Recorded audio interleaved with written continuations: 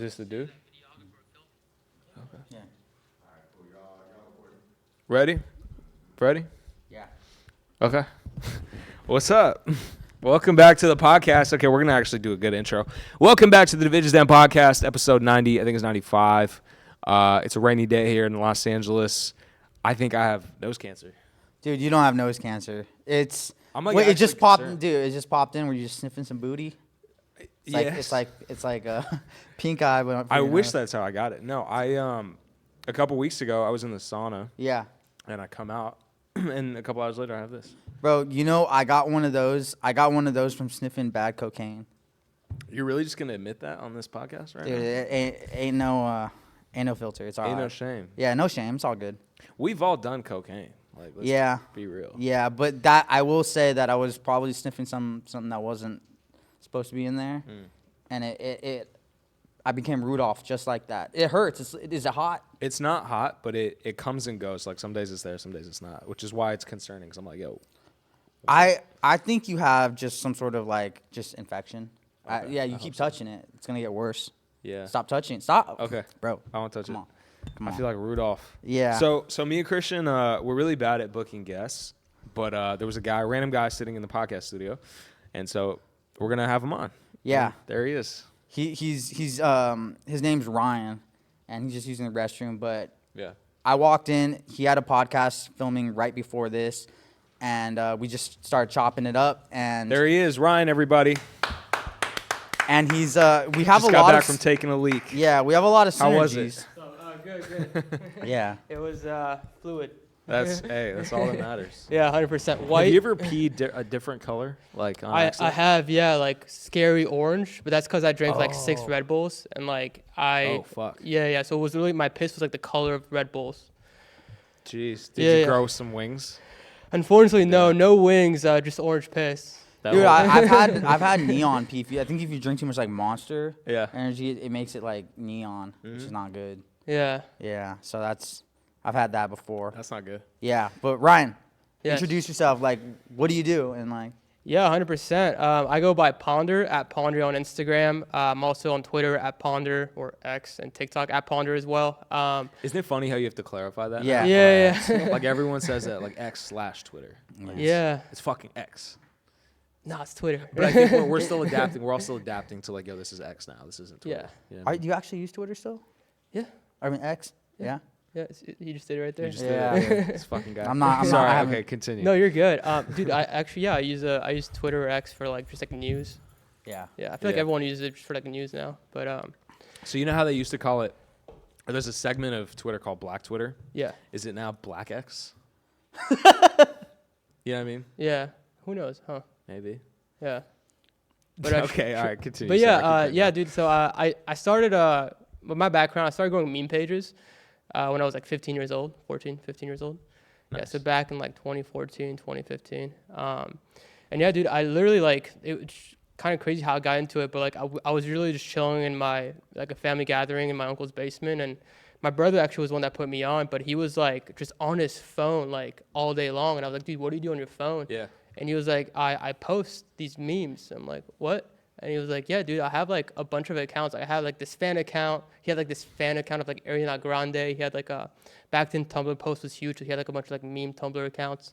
And he was like, he had like a bunch of them. So I think he had like probably like 200K followers total. Yeah. And I was like, that seems cool. Like, I want to give it a try. And I literally just started posting. My first account was called I the Fuck Post. So if you remember, like the fuck posts were like, Tumblr memes. It's just like relatable dumb shit. Like I hate when I'm in the shower and I'm trying to play like just some dumb shit. Yeah. You know? Relatable shit. Yeah. But yeah, started doing that and then figured out you can make money from it. You know, from growing these theme pages. So I just kind of stuck to it for like the past like 7-8 years now. Okay.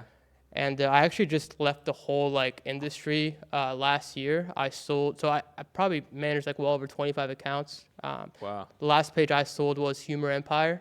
We're on 1.1 million followers. Can you say how much you sold it for? I'm under an NDA, so I can't say it.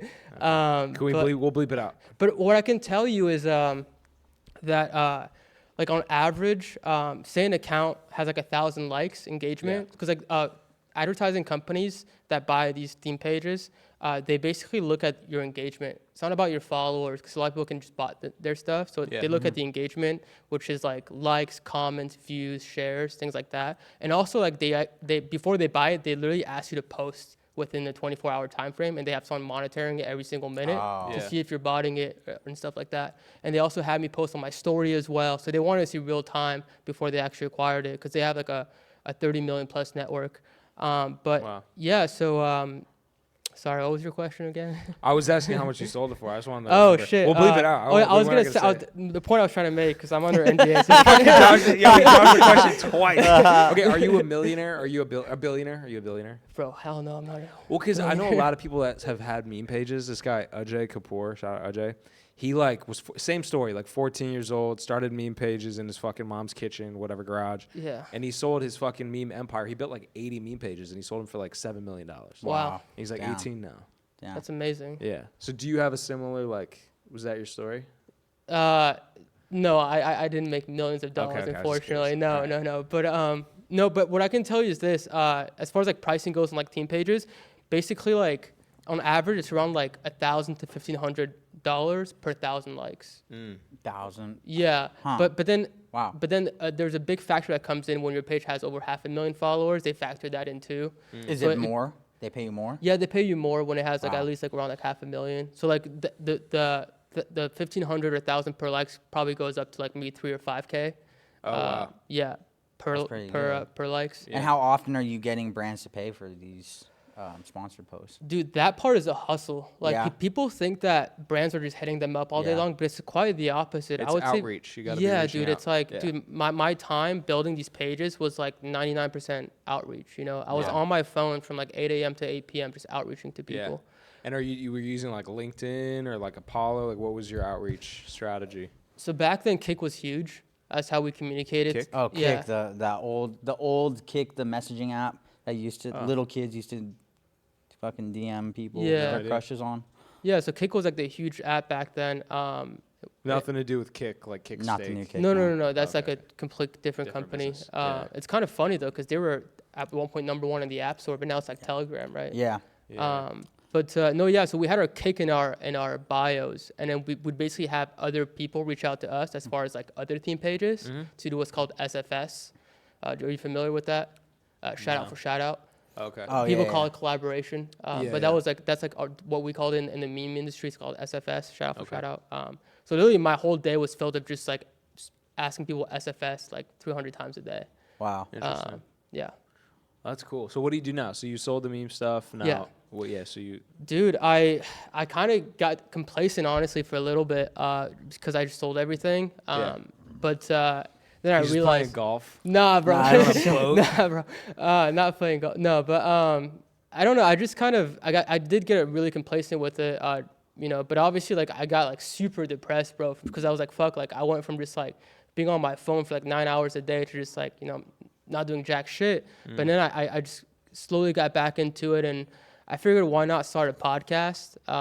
You know, and also like I've learned a lot that like your network is your net worth, and I never knew what that really meant. Amen. You know, I really had no idea what that really meant until like I started interviewing people, and I figured out that wow, like your network is your net worth. You know. Yeah.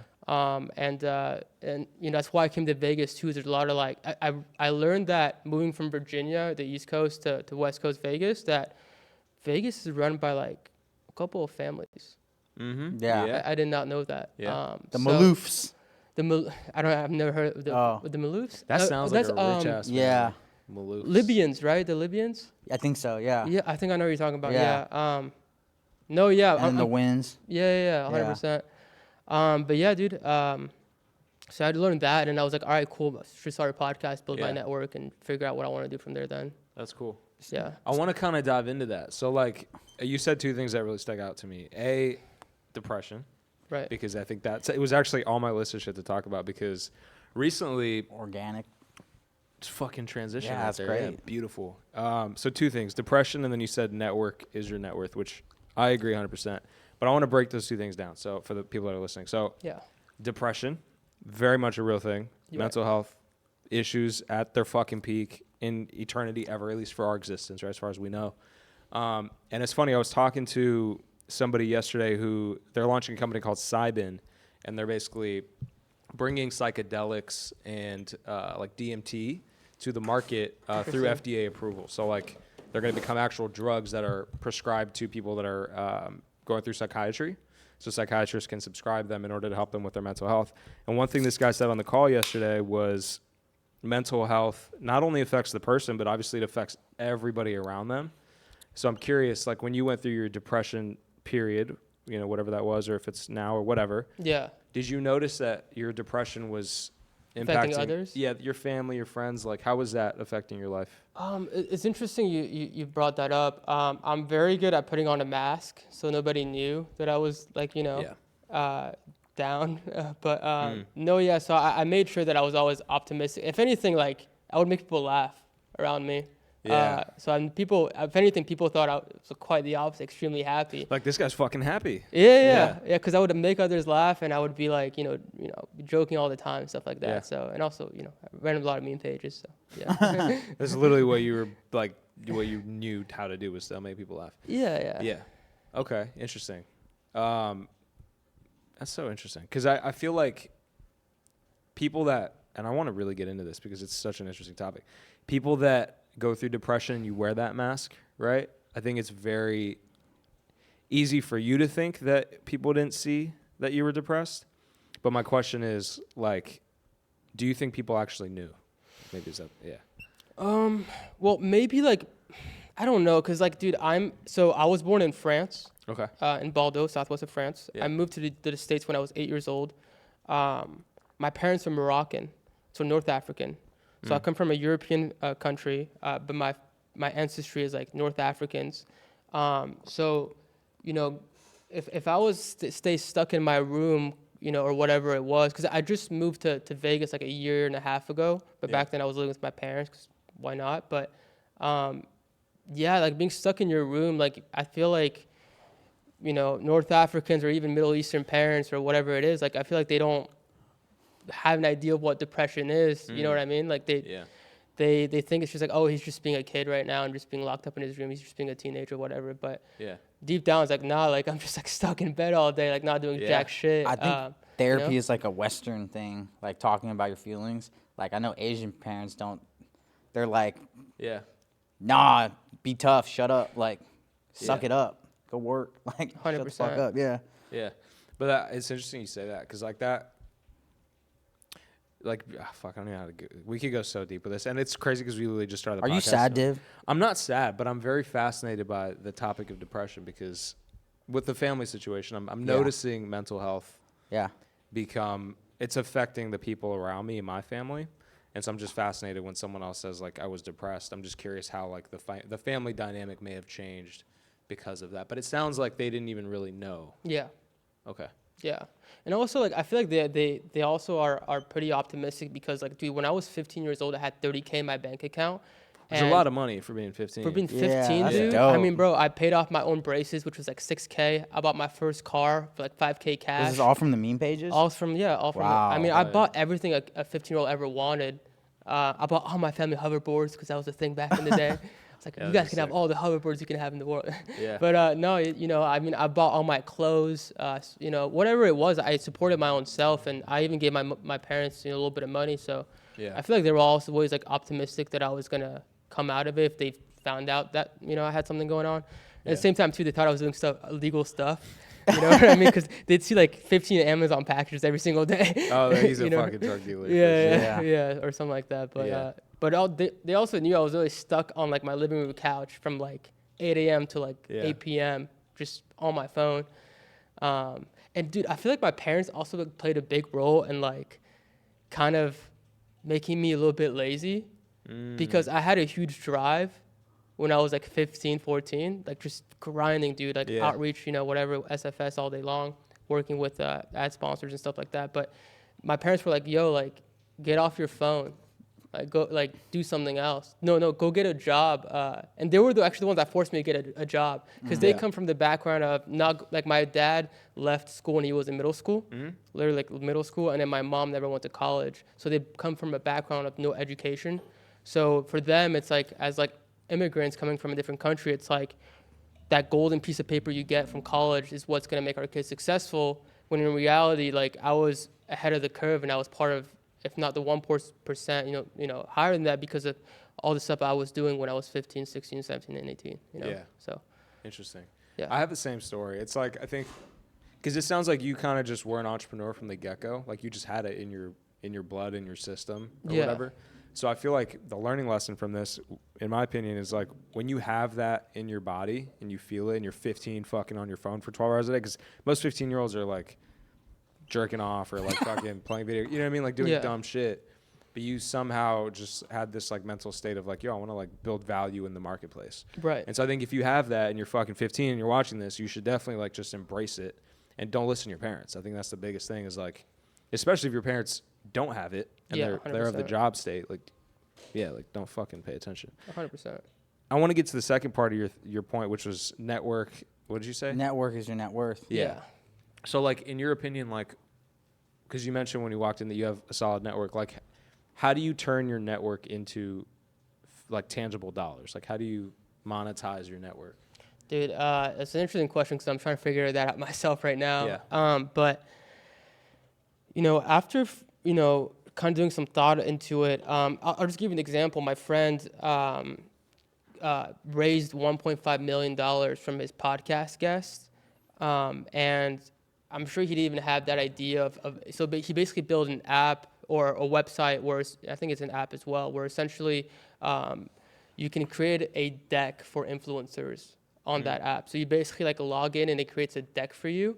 And it's like a really nice Gen Z graphic design deck that you can basically send out to brands. Yeah. And he raised, I think it was around 1.5 million from just his past podcast guests. He got a bunch of like 20K checks, 10K checks, all this different stuff. So, but he didn't know that he was, or maybe he did, knew he was going to build, but I don't think he really knew because he was just starting out his podcast. But that was from his network, which was his podcast guest, right? So essentially it's like, do I know exactly what I want to do in the future? Absolutely not. I have no idea what I want to do. I mean, I'm as clueless as like everyone watching here. I have no idea what I want to do with my life. I have built some cool things in the past, but I know for a fact because I've seen it and I've seen my friends experience it that if you are raw and real and you're truthful with people that you meet and you're not a snake, and you bring them value and you don't expect anything in return, it'll work out in the end because, whether you believe in the universe or God or whatever it is, it's very giving. And, when you give, you're going to get a lot more than you expect. Real shit. So. Oh, that's good. You couldn't have said it better. Yeah. Honestly. So I want to talk about first off, plug your podcast in. Ponder with Ponder. Yeah, and your last guest was Kevin Jones, CEO of Blue Wire Studios. How did you get him on your pod? Dude, how did I get him on my pod?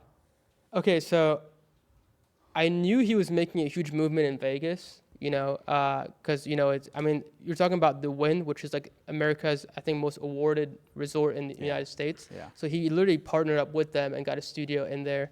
And it's like, dude, it's like a cutting edge studio, dude. It's like super futuristic. So I knew he was like building some cool stuff, and they've done 20 million plus in revenue over the course of 6 years. So I knew that I wanted to bring this guy value somehow, and I wanted him I want to be friends with him, So obviously, like I shot him a DM, and actually I followed him, and he followed me back, and I was like, cool. It helps when you have like a cool name like Ponder on Instagram, obviously, but. So I shot him a DM, and I was actually looking to potentially maybe work with him somehow. Yeah. But then like one day I see Gary Vee in Vegas. Like he's literally live, like in Vegas. He's like walking at the Wynn. I'm like, I want to do some sort of content with Gary Vee somehow. You know what I mean? So I grab my mics real quick. I'm like calling a couple different videographers while in the Uber trying to set up something. I missed Gary by like 10, 15 minutes. But I'm at the Wynn and I see Kevin there. And I'm like, all right, cool. How can I talk to Kevin? And like the way like the Blue Wire studio is set up at the Wynn, dude, it's like, it's so cool that like there's literally a live audience outside the studio. Like random people are just like because they see Yeah. like It's celebrities like the shooting Today there. Show or whatever the fuck, KTLA, like. Yeah, like a bunch of Stephen Smith, like shoots there and stuff. So. Kinda. Yeah, so there was a bunch of like audience there, and obviously they were all actually Stephen A. Smith was there right now, so there was a bunch of people there trying to get his autograph or whatever. I mean, I don't know if I should say this, but Say screw it. it, You should screw say it. Screw it. The door was left open. I just Dude. sneaked in. Savage. Yeah, no, I sneaked in, dude, and then this huge security guard was like, "Stop right there! What are you doing?" And I was like, "I know Kevin." And then he was like, Oh, and he was shit. like, point out Kevin to me, and I was like, that guy in the blue shirt. He was like, you're good to go. Oh like man, two I guys love right that. there. That's quick Dude, thinking. like my heart was like beating so fast, bro. I love that. Yeah. And yeah, obviously because Kevin follows, because I had the credibility of Kevin following me, and he DM'd me back and stuff. So if anything, I could have pulled up that DM, you know. And I literally told him I have a meeting with him, even though I didn't have a meeting with him.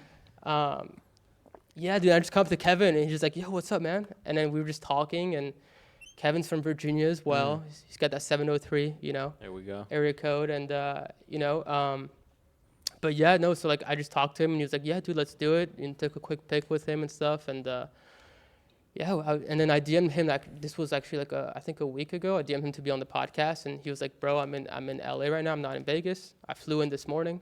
You flew in for this podcast. Yeah. When are you heading out? Tomorrow morning. Wow. Yeah. That's This pretty just dope. happened like today. Yeah. Okay. 2 hours ago. Cool. Yeah. Nice. Yeah.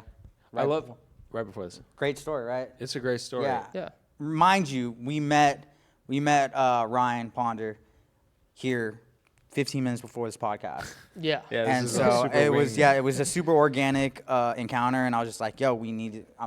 Div went to go take a shit, and then I was like, we gotta get this kid. I don't shit, bro. We gotta get this kid on the pod. No, Like there's so much synergies Yeah. present, and so you know. I just think it's cool because you have like the make it happen mentality, you know, which I think is dope. And like, I just think people out there that are listening, because I feel like that's going to be who's going to be listening to this, is people that want to like learn something about how to like get started in business.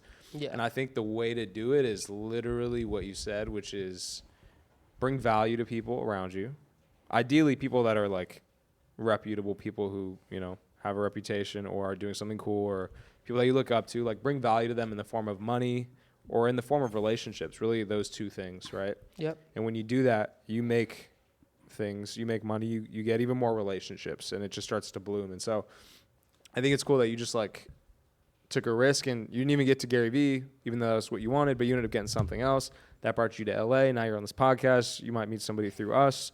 So it's just like a spiral effect, but it all happened in that moment of you being like, yo, I'm going to go fucking try and get Gary Vee right now. Yeah. Versus you could have gone to the slot machines and lost like $50, Yeah. which you didn't. Yeah. So I just think that's admirable. Thank you, bro. Yeah. Appreciate it. Super cool, yeah. Yeah. I want to talk about some current events. I had some shit written down. You guys been following this Ryan Garcia drama? Yeah, I saw this Twitter space actually like yesterday. You mean the X space? Oh, sorry. The X space. No, yeah, with Andrew Tate invited him on. Yeah. You know, Yeah. it's funny you say Andrew Tate because I was just on Google Trends because that's how I prepare for these Wait, podcasts. Top G, sorry. Top G. Top G. Yeah. He was Had to just at the clarify. Top G's place like a week ago, or a month Oh, ago. a couple months ago. Yeah. Went to Yeah. Romania. That's sick, dude. Yeah. But no, like, I think Ryan Garcia is kind of pulling an Andrew Tate right now. He's the #1 searched person on the internet. And I think he's fighting Devin Haney on April 20th. which is Crazy. massive fight. Yeah. But I think all this shit he's been doing about like, you know, pretending to get murdered, fucking like he's like acting drunk, acting like he's on Is cocaine. it pretending though? Like, do we know? Well, that's the question. Is this just a viral stunt because it's fucking working? Yeah. Or is he really going crazy? I don't know.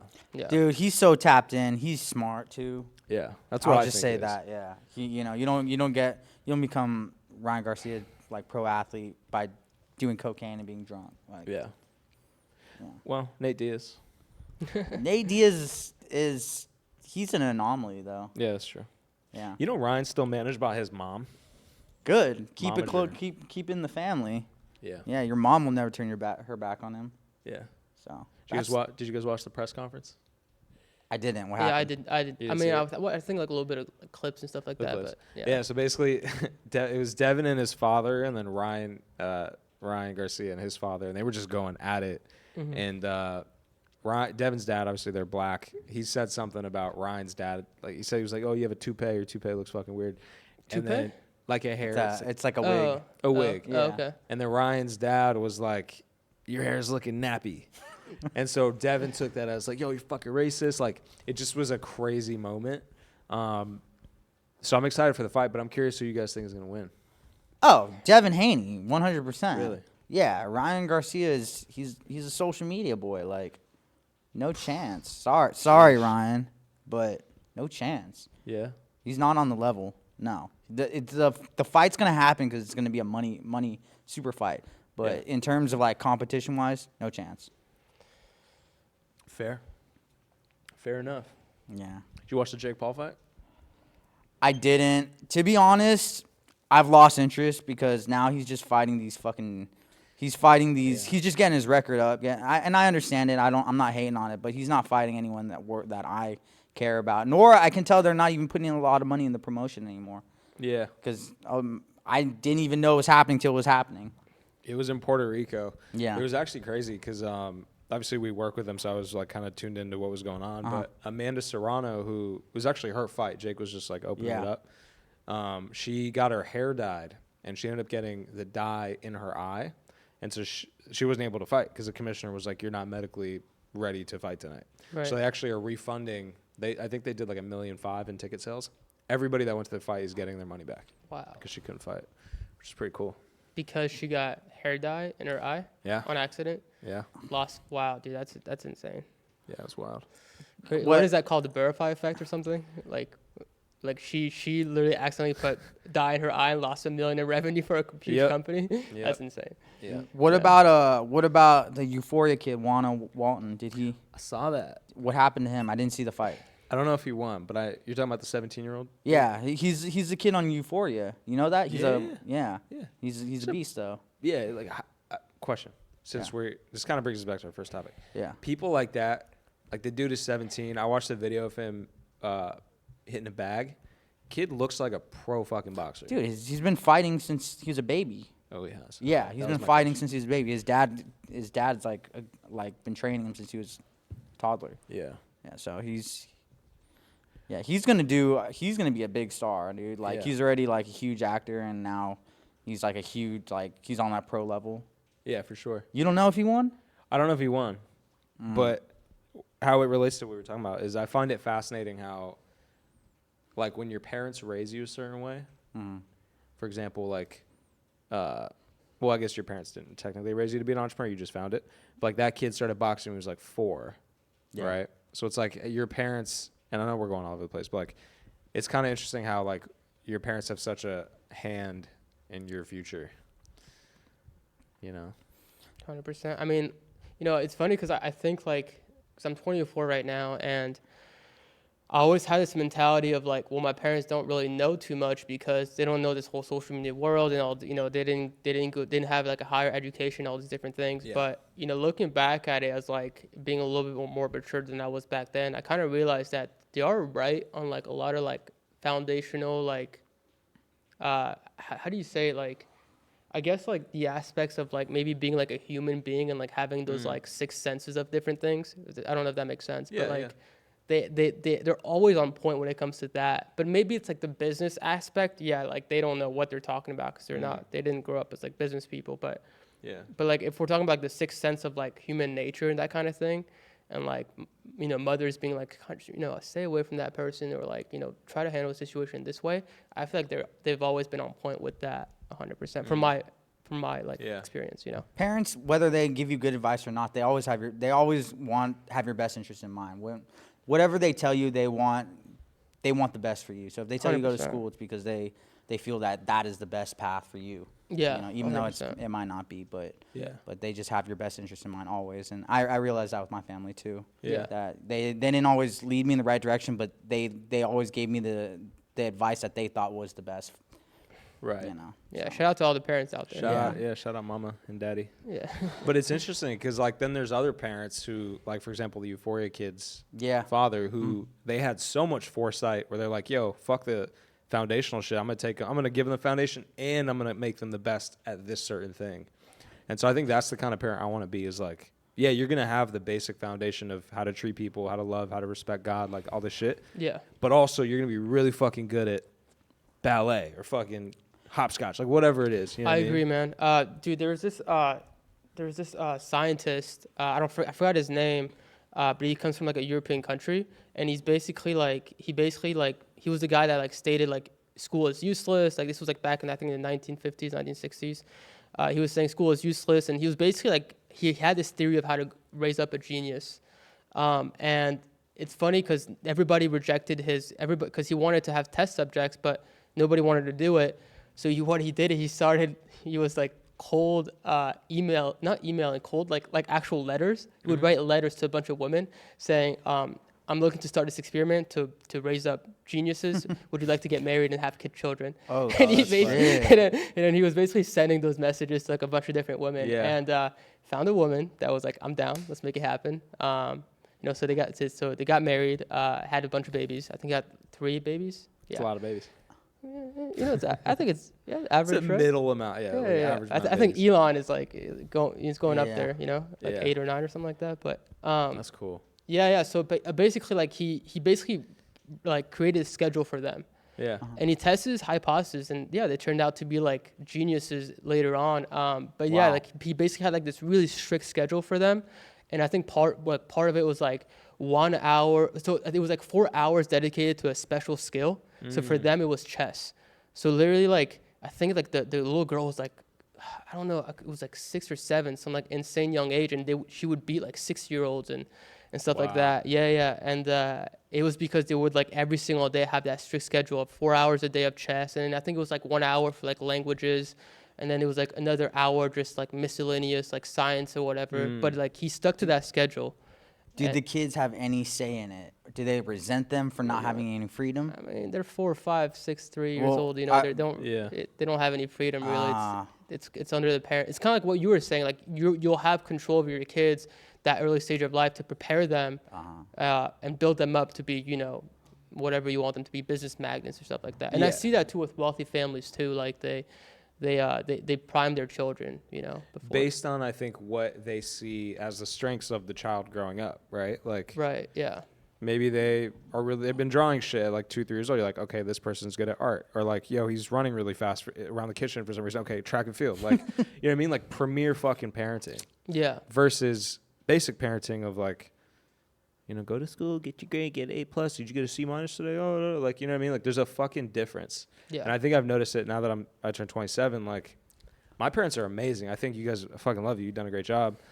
But like, if I were to be in their shoes, or now I know with my kids, it's gonna be way different. Like, right.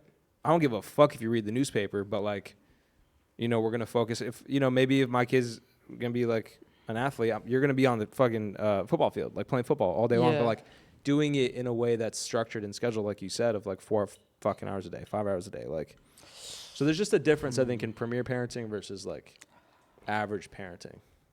I want to support my kid in their interests, but I don't want to be so like strict and structured. Like, I want to give, if they want to practice all day, go for it, and I'm going to support you. But I'm not going to like I don't want to put like too many harsh restrictions on them, because they will rebel. Yeah. Did your parents ever tell you not to do something, you did it just because you're like, oh, you don't know what you're talking about. I'll show you, Yeah. Yeah. I don't know. I would try. I want to give my kids the room to make their own good decisions. I think also, like, if we took that perspective of what you just said, I want to let my kids do my own decision. Let's look at California and like what's going on with like the school system here, and how like they're basically letting kids chop. What is it? They're letting kids chop off their genitals or something like that. Like a really early. Dude, it's like we could go all day on that. Yeah, that's fucked up. Yeah, I know. No, but like, is that like, real? No, it is. It is. Yeah. And like if you look at like the books and like the knowledge that within certain restraint, like that's an extreme case. Right. But like they're pushing that agenda of like, I know what you mean. We're seeing it, right? Where essentially like these teachers are pushing that agenda of, you can make your own choices. They're basically saying they're mature enough, which they're not. Like, I agree. Like 18, I think they raised the tobacco price to like 21 years old or something like that. What makes a kid think they can chop off their genitals like 12, 15, or 16? You know what I mean? When you have to like wait until you're 21 to buy a cigarette, right? Or you have to wait until you're 18 to enlist the army. It's like, so I don't know. I feel like they definitely do have some sort of I don't know if I want to say agenda, but like, you know, some I sort think of, there is maybe some they're agenda, testing a hypothesis and they're making experiments. Because like, if you look at the East Coast, none of that stuff is going on. You know what I mean? It's mind control. Like make people feel that they have like power. Yeah. And so that they can, you know, promote their own agenda, their own like. The Matrix, as Andrew Tate would say, is what we're. You know what's funny? In, I know it's a fucking segue, whatever, but his podcast when it rolled in, he had the Matrix background. Oh really? Yeah. No, because I did a podcast with Justin Waller. He's known for like being like Andrew Tate's friend, and he's growing his brand and stuff like that. But and I was like, dude, so I had the Matrix background for him, but I was trying to like find a background for like the podcast, and like. Dude, I don't even have a background for my podcast, but I was like, let's just do the Matrix again. Screw it. Yeah, that's it's like it looked dope though. It's like 10 hours long. I won't have to worry Anything's about. better than our fucking background. we need to change that. We got to rebrand it. Yeah. Yeah. You mentioned God, and I think we'll wrap with this because me and Christian have a little event we got to go to. For sure. Which I'm excited for. I'm excited too. You mentioned God. Yeah. What role has God played in your life, if any? Yeah, bro. I mean, I think. I mean, obviously, not everyone believes in God, you know, so it's like you're either a believer or a disbeliever in God. You know, and then obviously there's like a bunch of different religions out there in the world, like people have their own versions of what God is. Like my friend, for example, believes in the universe, meaning like he believes that there is no God, but there is a universe. And that's because we can see the universe in a way, so we can see that. So that gives him like that confidence of knowing that the universe is there, so he believes in that. But then there's other people obviously that like are Buddhists, you know, so they believe that. So and then you know then you obviously have Christianity, and then you have Judaism and Islam, which is like the main Abrahamic religions. But yeah, I mean I think as long as you keep God in your life, I think that's because why not? It's like and there's like this funny thing of like, well, if the plane is crashing down, what are you doing? Are you, you know what I mean? You're gonna pray. You're gonna start praying. You're gonna fucking pray. But you know what I mean? You're gonna say God. You're gonna say God, please. Like I messed up yesterday, man. You know what I mean? You know whatever it was. And then, but you're like, you know, I'm about to die, obviously, because the plane's about to crash. But hope you know you can give me a good afterlife or whatever. You're speaking to some power. Exactly. Yeah. And I feel like a lot of people just tend to go towards that direction of speaking to a higher power when their life is going bad because they have nowhere to turn to. Yeah. So, you know, and it's funny because I feel like I don't know. I feel like we all kind of know deep down that something is running. This it's just weird, like how we met and like why are we here? Why are you here right now? I don't know. And it's like it's 2024. We all kind of been born in the 1900s or whatever. And I was born in France, and I moved from a Moroccan family, North African. And I moved to Virginia. Then I came to Vegas. Yeah. I literally came from across and then we're here now today. It's like, and it's like you know, I didn't plan that. You know what I mean? But yeah, you know, everything happens for a reason. But yeah, I do keep God at the foremost in my life. I'm Muslim, right? I submit to God 5 times a day. I have a meeting with him 5 times a day. So I talk to him 5 times a day. I talked to him this morning and a couple hours. You know what I mean? So I do have a very tight relationship with God. I talk to him like he's my friend, but also like I fear him a lot because I do believe in the concept of heaven and hell. So I do believe that like once we do die, we all will be judged according to how we lived our life, which essentially is like our character, how we treated others in this world and strangers, and then how we, like, you know, some people are blessed, obviously, like, you know, I have a good friend, for example, of mine that, you know, comes from an extremely wealthy family, you know, like they just had generational wealth for a long time. So like some people like have different cards dealt, but he was telling me too, dude, when I moved in with him, he was like, dude, like life is like a test. You know what I mean? And that's as Muslims who believe, and I'm sure Christians, I'm sure believe that too, and Jewish people believe that too, like the Abrahamic faith, like that life is a test. And I think we also all believe in the concept of heaven and hell. You know what I mean? So I feel like we're all a lot closer than we think we are apart. You know what I mean? Yeah, I mean, I believe in all of that stuff. So 100%. Beautifully said. Yeah. Well, I'm glad we met you, man. Like this conversation has been really, really great, and honestly, without you here, it would have been. No, it still would have been good. It would have been fire. You guys have no, but I'm really glad that we crossed paths, and I think you know, Yeah. It wasn't by chance that you ended up here. I also want to end the podcast just by saying, because this was also one of my topics, so we actually hit on my topics, so thank you. Great. Which was, let's say you were sitting here when you walked in, and you guys didn't talk to each other. Yeah. There was no communication. You didn't look at each other. You didn't say hi. Or maybe you looked, but you guys were both too scared, or your egos was in the way. You didn't say hi. Right. This would have never happened. Right. 100%. Yeah.